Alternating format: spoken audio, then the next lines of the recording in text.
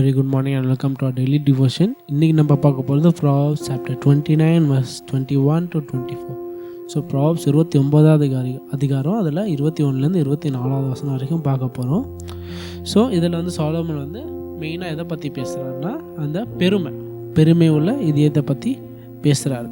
So என்ன சொல்கிறாரு, யார் வந்து அவங்களே பெருமையாக காட்டிக்கிறாங்களோ பெருமையாக பேசிக்கிறாங்களோ அவங்க இறுதியில் கீழே கண்டிப்பாக விழுவாங்க. கொஞ்ச நேரம் அவங்க பெருமையாக மேலே அவங்களே தூக்கிக்கிட்டாலும் இறுதியில் அவங்க கண்டிப்பாக கீழே வந்து விழுவாங்கன்னு சொல்கிறாரு.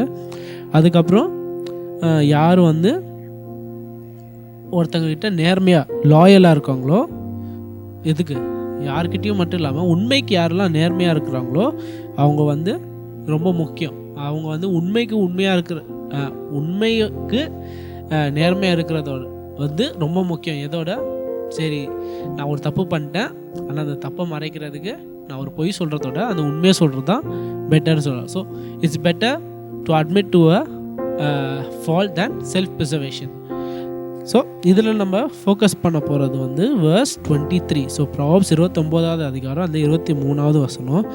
It chase, pride brings a person low but the lowly in spirit gain honor. Pride brings a person low but the lowly in spirit gain honor. So இதில் சாலமன் என்ன சொல்கிறாரு, வெரி சிம்பிளாக, தாழ்மை இருந்தால் நம்மளுக்கு அது வாழ்க்கையில் முன்னேற்றம், பெருமை இருந்தால் நம்மளுக்கு கண்டிப்பாக பாதிப்பு வரும்னு சொல்கிறாரு. ஸோ இது வந்து ஒரு நிறைய ப்ராக்டிக்கல் எக்ஸாம்பிள் இருக்கும். வேணா ஒரு சிம்பிள் எக்ஸாம்பிள் சொல்லணுன்னா, ஒரு ஃபுட்பால் டீம் வச்சுக்கோங்க. ஃபுட்பால் டீமில் 2 யங் பிளேயர்ஸ் இருக்காங்க, சரிங்களா? ஒரு ஃபுட்பால் டீமு இல்லை கிரிக்கெட் டீம் வச்சுக்கோங்க. கிரிக்கெட் டீமில் 2 யங் பிளேயர்ஸ் இருக்காங்க. ஸோ அவங்க வந்து 2 பேரும் பவுலர்ஸ், ஃபாஸ்ட் பவுலர்ஸ். ஸோ அவங்க டீமில் ஏற்கனவே ஒரு நல்ல சீனியர் பிளேயர் இருக்கார், நல்ல 2-3 சீனியர் பிளேயர்ஸ் இருக்காங்க. ஸோ அவங்க தான் எப்போவுமே விளையாடுவாங்க. இவங்களுக்கு வயசு கம்மினால கோச்சும் அவ்வளோவா இவங்களுக்கு ட்ரைனிங் தவிர வேறு எதுவும் சான்ஸ் கொடுக்க மாட்டார். ஒருத்தர் என்ன பண்ணிட்டான், இன்டர்வியூலலாம் போய் நான் வந்து ஒரு நல்ல பிளேயர், என்ன மாதிரி பிளேயர்லாம் பெஞ்ச்லேயே உட்கார வைக்கக்கூடாதுன்னு என்ன பண்ணிட்டான், ஒரு டீமுக்கு எதிர்க்க அவன் வந்து put himself before the team, டீமுக்கு முன்னாடி அவனே போட்டுக்கிட்டான். இப்போ இந்த ஏன் டீமுக்கு முன்னாடி அவனே போட்டுக்கிட்டான், இந்த மாதிரி வந்து இப்போ ஒரு இன்டர்வியூ சொன்னால் டீம்மேட்லாம் என்ன நினைப்பாங்க, கோச்சை பற்றி ஃபஸ்ட்டு தப்பாக நினைப்பாங்க, ஃபேன்ஸ் வந்து என்ன நினைப்பாங்க, ஸோ அதுக்கப்புறம் ஓனர்ஸ் ஏதோ நினைப்பாங்க, அதுக்கடுத்து கோச்சு ஏதோ நினைப்பார். ஸோ எவ்வளோ பெரிய ட்ராமா, எவ்வளோ பெரிய தேவையில்லாத சிக்கல்கள் வரும் அந்த டீமுக்கு. எதனால், இவன் வந்து ஸ்டார்டிங் டீமில் இல்லாததுனால, இந்த இன்டர்வியூவில் போனதுனால எவ்வளோ பிரச்சனை வந்திருக்கு, எல்லாம் அவன் பெருமையினால். ஆனால் இன்னொருத்தர் என்ன பண்ணுவான், இன்னொரு ஃபாஸ்ட் பவுலர் இருந்தாலும் அதே டீமில், அவரும் வயசு கம்மியானவர், அவருக்கு சான்ஸ் கிடைக்கல. ஆனால் அவர் என்ன பண்ணார், அவர் வந்து எப்போவுமே கோச்சு சொல்கிற மாதிரி வருவார், ட்ரைனிங் பண்ணுவார், ஹார்ட் ஒர்க் போடுவார், போவார், அதே பண்ணிகிட்டே இருப்பார். டைம் ஆக என்னாச்சு, அவர் இன்டர்வியூ கொடுத்துக்கிட்டே இருந்தார், என்னை வந்து வேறு டீம் வாங்குங்கன்ற அளவுக்குலாம் போயிட்டார் அவர். ஏன்னா என் டீமில் சான்ஸ் தர மாட்டாங்க. டைம் ஆக என்னாச்சுன்னா, ஒரு பவுலருக்கு இன்ஜுரி வந்துச்சு, இன்ஜுரி வந்தோடனே அப்போ யாருக்கு கோச்சு சான்ஸ் கொடுத்தாரு, ஒருத்தர் தாழ்மையாக தலையை கீழே வச்சு, எனக்கு சான்ஸ் கிடைக்குதோ இல்லையோ நான் வேலை செஞ்சுக்கிட்டே இருப்பேன், நான் ப்ராக்டிஸ் பண்ணிக்கிட்டே இருப்பேன்.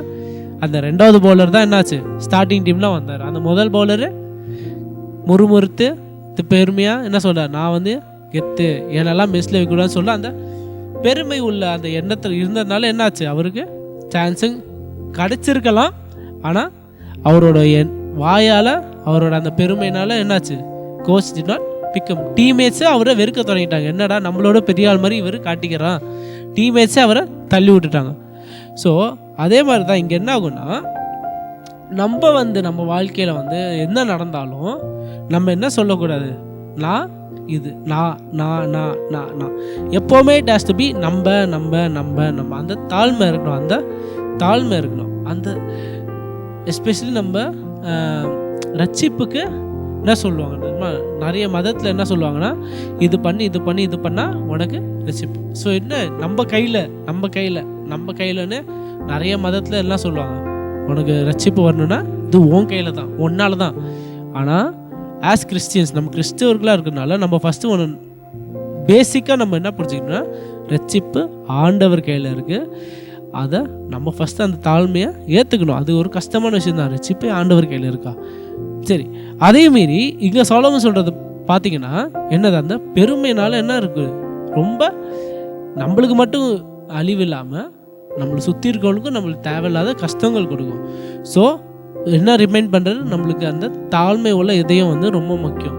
அது நம்ம வாழ்க்கையில் என்ன நடந்தாலும் நீங்களே கஷ்டப்பட்டிருக்கலாம், கஷ்டப்பட்டு எக்ஸாம் படித்து எழுதினாலும் அந்த தாழ்மை இருக்கணும். ஆண்டவரே நீங்கள் எனக்கு எக்ஸாமுக்கு படிக்கிறதுக்கு நல்ல சூழ்நிலை கொடுத்தீங்க, நல்ல ஞானத்தை கொடுத்தீங்க, நல்ல பலத்தை கொடுத்தீங்க, அதெல்லாத்தையும் நம்ம அக்னாலேஜ் பண்ணோம். அது எல்லாத்தையும் நம்ம என்ன பண்ணோம், ஞாபகம் வச்சு சொல்லணும், ஆண்டவரே நன்றி நன்றி. எல்லாமே it should not be as.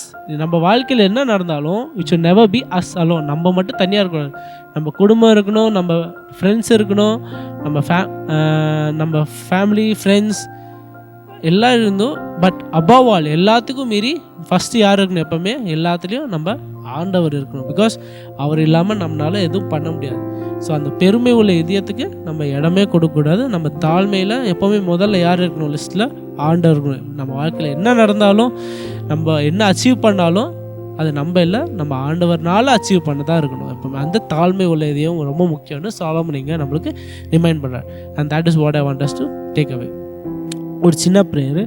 Loving heavenly father, thank you for this lovely devotion lord of G about to go about our day, Lord, give us a heart of humility and remove any traces of pride in our heart, Lord. And Lord, give us the knowledge and wisdom to put you first in all our efforts, and put you first in all our results, Lord, and put you first in all our achievements, Lord. Let us not take pride in our own work, but let us take humility that you have chosen to use us to achieve things, Lord. All of this in Christ's name I pray. Amen.